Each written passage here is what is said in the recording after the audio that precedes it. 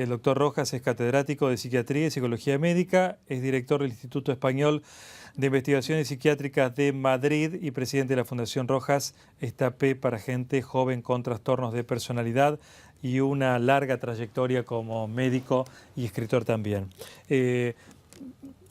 Cruzando un poco las noticias, a raíz de la enfermedad de la presidenta de la Nación, usted estaba presente cuando contábamos que va a ser operada mañana, ¿no?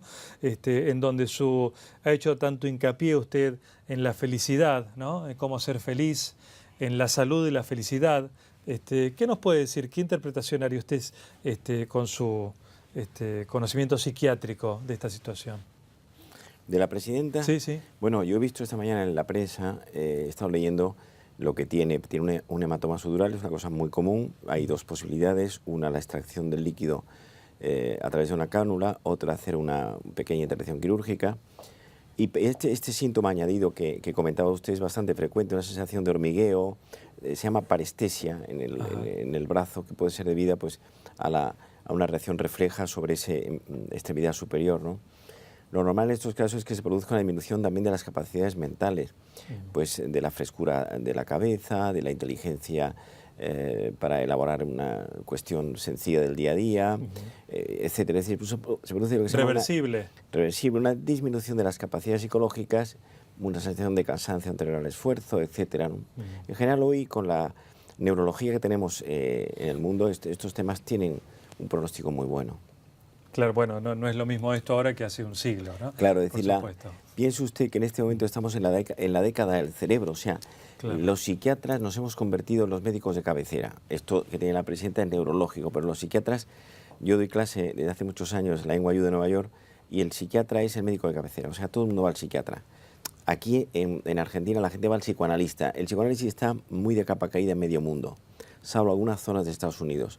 En cambio, el psiquiatra, que hace una psiquiatría de medicación, de psicoterapia, de tal, es el médico más cercano en este momento. Es decir que, bueno, Buenos Aires y la Argentina son una excepción a nivel mundial, sí, ¿no? Totalmente. Por la cantidad de gente que se atiende con psicólogos, ¿verdad? Efectivamente. ¿Y qué le dice a usted de eso, de la Argentina? Bueno, el argentino es... yo he estado hace poco en Chile y decía yo le echaba toda la culpa de la conducta del chileno. En Petit Comité, en una entrevista en la televisión, dije: el chileno es un tímido compensado.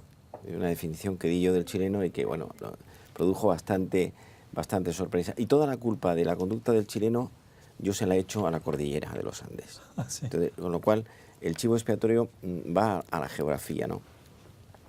El argentino tiene una superioridad muy grande porque es abierto, comunicativo, cordial y muy europeo. Entonces, y Argentina es un país muy interesante. O sea, yo cuando llego a Buenos Aires, sobre todo que es donde más vengo, me siento como en mi casa. Me gusta la gente, la simpatía, la cordialidad. El argentino tiene un defecto, y es que es muy pesimista. O sea, si las cosas van mal, es el derrotista. Y luego, por otra parte, tiene un fondo de prepotencia, porque ha sido muy superior en todo el cono sur, o sea, mucho más superior de carácter al chileno, no digamos ya al de boliviano, al peruano, ¿no? Entonces, yo diría las dos notas características de la psicología del argentino son: uno, el fondo pesimista, es decir, convertir un problema en un drama, y ahí viene el derrotismo; y en segundo lugar, un cierto fondo de hipertrofia del mismo. Serían dos características así. Complejo de superioridad también, ¿no? Sí, sí. Por ejemplo, el español tiene un complejo de inferioridad histórico porque se ha comparado con Francia, con Inglaterra, ¿no? Entonces, yo, por ejemplo, cuando los argentinos vienen a España, les oigo hablar, tienen un verbo fácil, tienen una expresividad y un manejo del lenguaje muy rico, ¿no?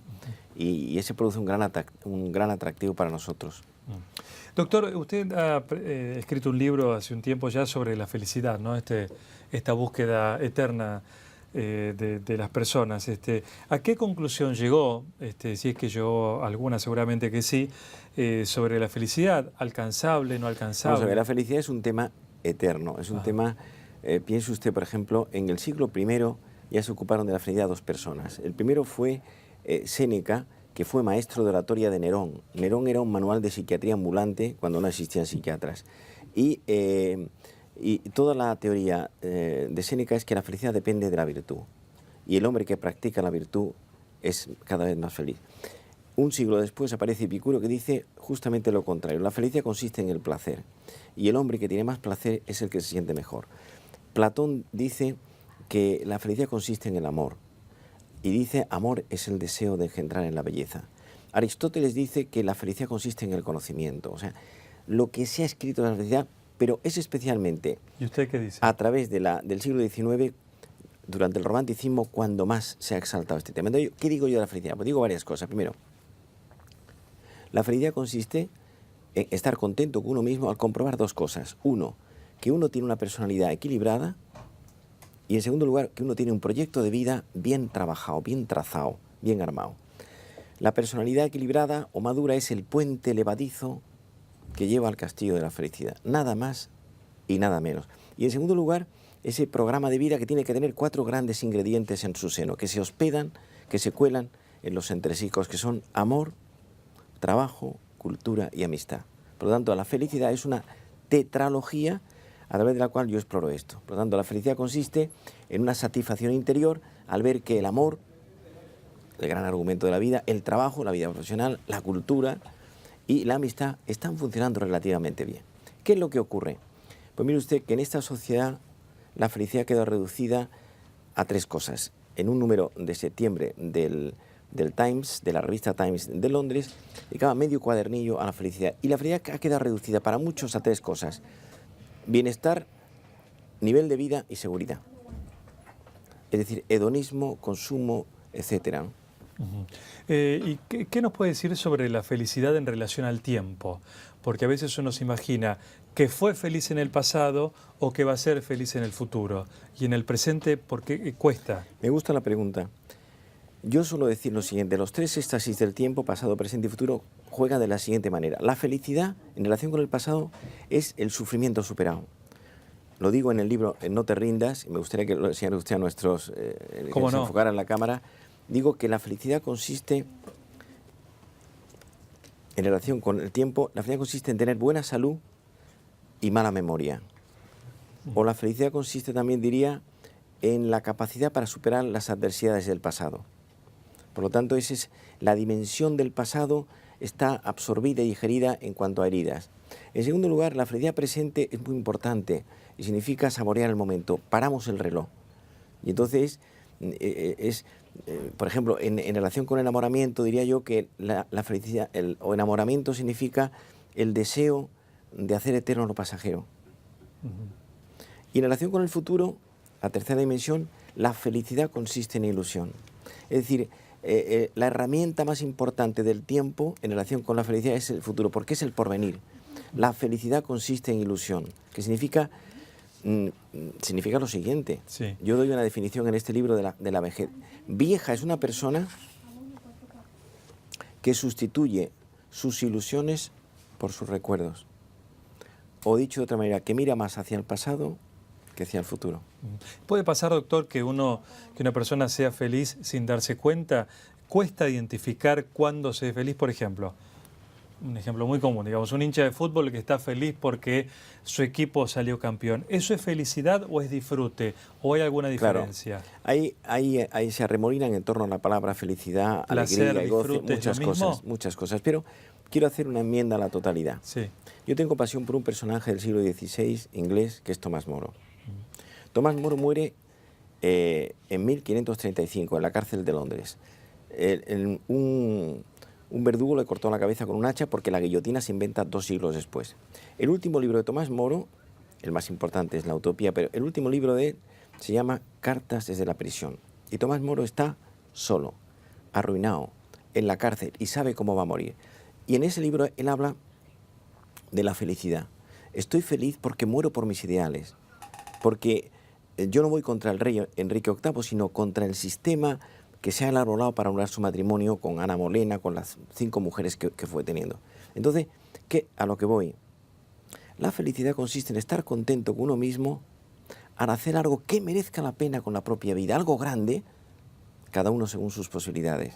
Es decir, la felicidad, este sería el retornelo al que quiero llegar, la felicidad no depende de la realidad, sino de la interpretación de la realidad que uno hace. ¿Me explico? No ha tenido Inglaterra en 5 siglos un personaje de la categoría moral de Tomás Moro.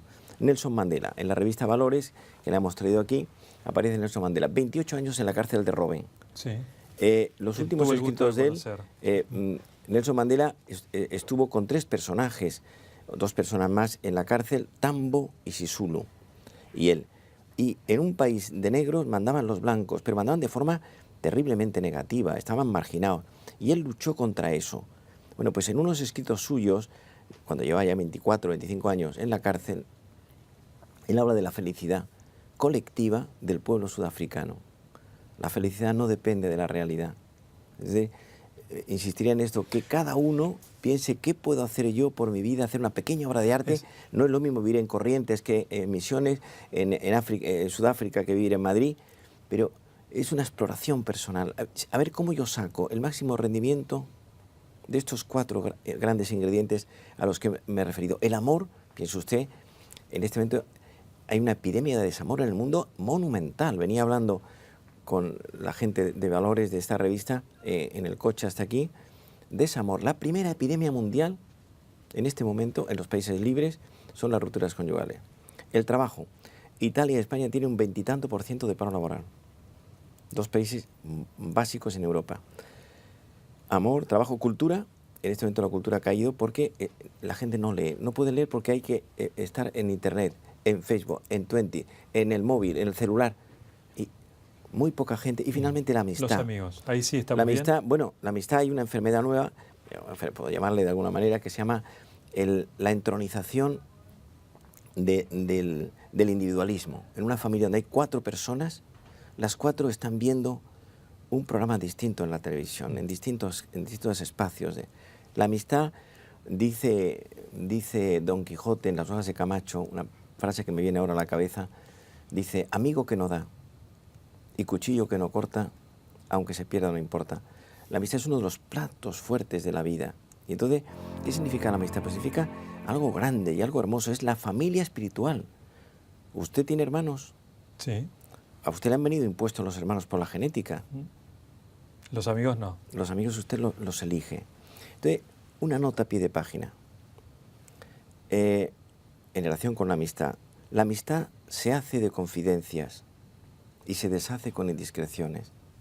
Es decir, la capacidad para guardar silencio de la intimidad de los demás es categoría personal. Yo soy psiquiatra y tengo secreto profesional, claro, como tal.